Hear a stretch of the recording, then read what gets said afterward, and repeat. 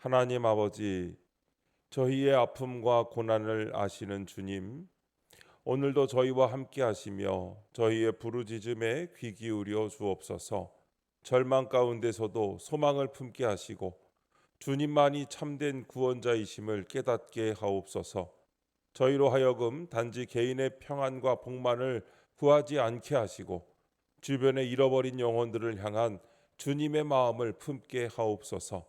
다른 이들의 구원을 위해 헌신하며 섬기는 삶을 살아가게 하옵소서. 오늘도 말씀하옵소서. 듣겠습니다. 예수님의 이름으로 기도합니다. 아멘. 성경 말씀 사사기 10장 1절부터 18절까지 말씀입니다.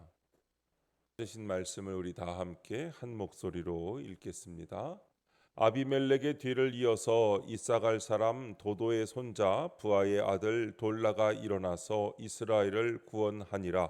그가 에브라임 산지 3일에 거주하면서 이스라엘의 사사가 된 지 23년 만에 죽음에 3일에 장사되었더라. 그 후에 길르앗 사람 야일이 일어나서 22년 동안 이스라엘의 사사가 되니라.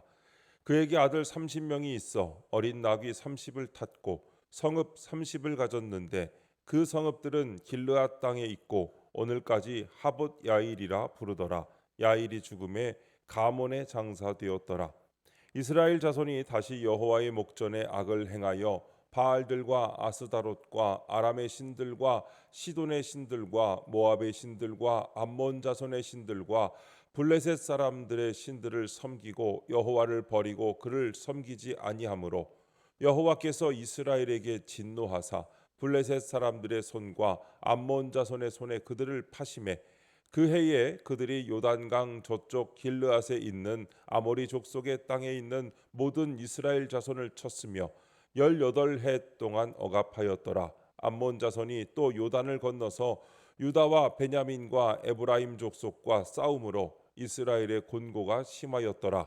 이스라엘 자손이 여호와께 부르짖어 이르되 우리가 우리 하나님을 버리고 바알들을 섬김으로 주께 범죄하였나이다 하니 여호와께서 이스라엘 자손에게 이르시되 내가 애굽 사람과 아모리 사람과 암몬 자손과 블레셋 사람에게서 너희를 구원하지 아니하였느냐. 또 시돈 사람과 아말렉 사람과 마온 사람이 너희를 압제할 때에 너희가 내게 부르짖음으로 내가 너희를 그들의 손에서 구원하였거늘 너희가 나를 버리고 다른 신들을 섬기니 그러므로 내가 다시는 너희를 구원하지 아니하리라.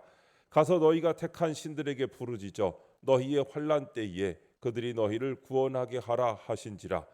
이스라엘 자손이 여호와께 여쭈되 우리가 범죄하여 싸우니 주께서 보시기에 좋은 대로 우리에게 행하시려니와 오직 주께 구하옵나니 오늘 우리를 건져내옵소서 하고 자기 가운데에서 이방 신들을 제하여 버리고 여호와를 섬김에 여호와께서 이스라엘의 곤고로 말미암아 마음에 근심하시니라.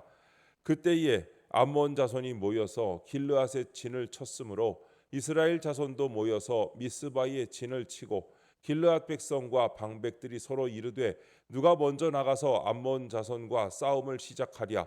그가 길르앗 모든 주민의 머리가 되리라 하니라. 아멘. 우리를 건져내옵소서라는 제목으로 말씀의 은혜를 함께 나누겠습니다. 본문 요약입니다.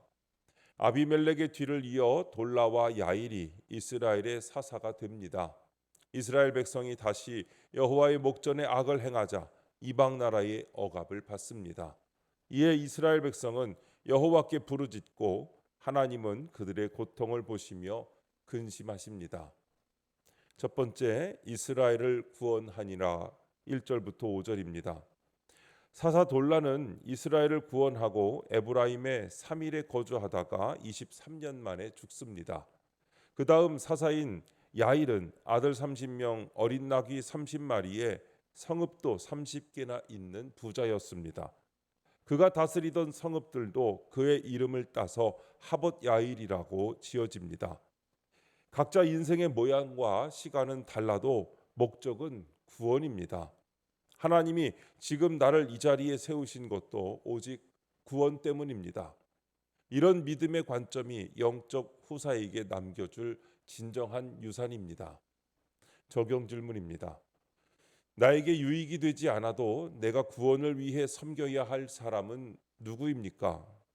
신앙은 때때로 나의 이익을 넘어설 것을 요구합니다. 진정한 섬김은 계산 없이 주는 것이며 복음은 때로 손해를 감수하고도 전해야 할 메시지입니다. 누군가의 회복을 위해 하나님의 구원이 전달되도록 하기 위해 우리는 돌라처럼 조용히 헌신하거나 야일처럼 영향력을 사용해야 합니다. 그 대상이 나에게 고마움을 표현하지 않을 수도 있고 오히려 나에게 부담이나 아픔을 안겨줄 수도 있습니다. 그러나 구원은 항상 누군가의 헌신을 통하여 흘러갑니다. 오늘 나의 삶 가운데 하나님이 부르시는 사람이 있다면 그가 누구든 나의 이해관계와 맞지 않더라도 그를 섬기며 하나님의 구원을 전할 수 있으시기를 소망합니다. 또한 이런 섬김의 자세는 다음 세대에게 전해주어야 할 신앙의 유산이기도 합니다. 우리가 보여주는 희생적 사랑과 섬김의 모습을 통하여 우리의 자녀들과 후배들도 같은 마음으로 구원 사역에 동참하게 될 것입니다. 두 번째, 곤고한 가운데 부르짖음 6절부터 14절입니다. 이스라엘 백성이 또다시 이방 신들을 섬기자 하나님이 진노하셔서 이방 족속들에게 학대를 받게 하십니다. 그리고 그들이 부르짖어도 너희가 택한 신들에게 부르짖으라고 하십니다. 우리에게 성공과 행복을 가져다 줄 것 같은 대상은 오히려 18년 동안이나 우리를 억압하기도 하고 우리의 지경까지 건너와 곤고를 겪게도 합니다. 오늘 나의 곤고한 상황은 악행을 반복하는 내 인생의 결론임을 인정하고 주께 부르짖으며 회개해야 합니다. 적용 질문입니다. 성공하려고 내가 택한 신은 무엇입니까? 곤고한 가운데 하나님께 부르짖고 있습니까? 성공, 인정, 돈, 자녀, 직장, 명예, 심지어 종교적인 활동조차도 내가 택한 신이 될 수 있습니다. 그것이 하나님보다 앞서 있다면, 그것이 나를 이끌고 있다면 그것은 우상입니다. 그리고 우상이 지배하는 삶은 필연적으로 곤고해질 수밖에 없습니다. 하지만 곤고함이 끝이 아닙니다.